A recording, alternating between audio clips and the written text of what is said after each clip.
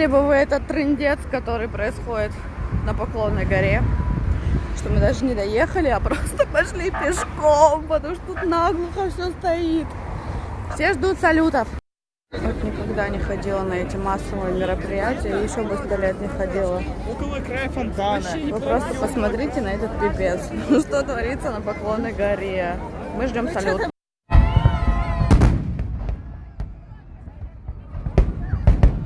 Вау, как красиво, да? Я говорила. Куча событий. Ты не боишься? Нет. Круто? Да, вот еще. Да, и там еще фигачат. И там. Ребят, вот это долбит тут.